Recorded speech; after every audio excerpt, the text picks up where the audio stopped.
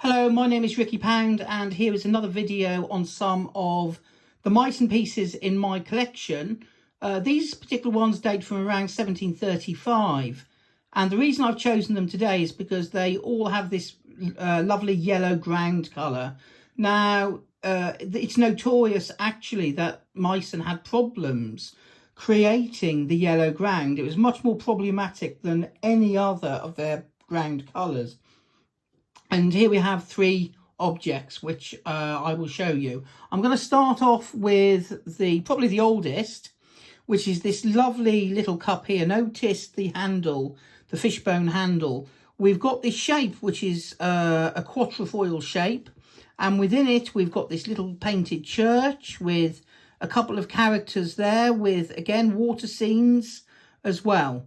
Lovely yellow ground. And if I turn it over, you can probably just about make out there's an impressed number.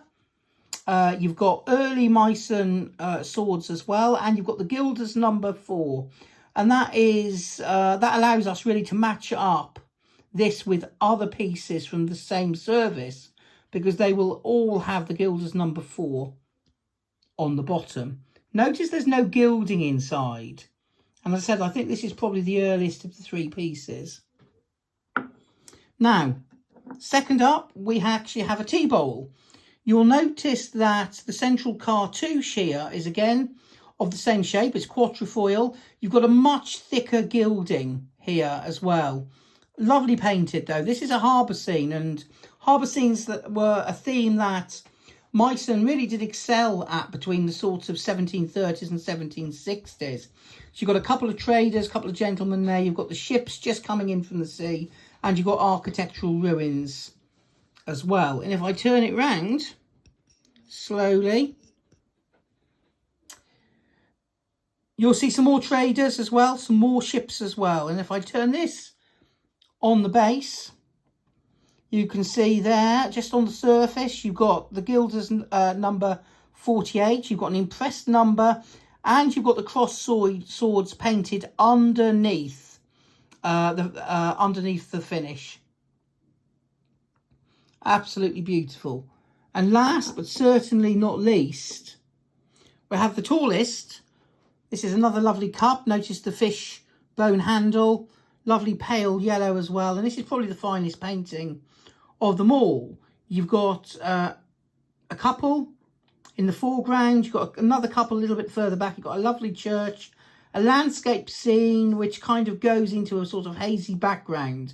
Again, very thick gilding to the cartouche and to the base. And if I turn it over, on this particular one, you can see the Gilder's letter B. And again, you've got crossed swords there underneath as well, underneath the glaze. So I'm just going to put that back.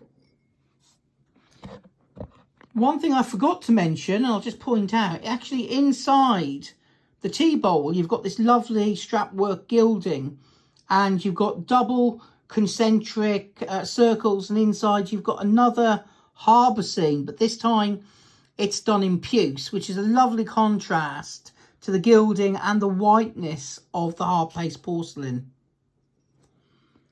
So there is my little collection of Meissen cups and tea bowls that date from around 1735.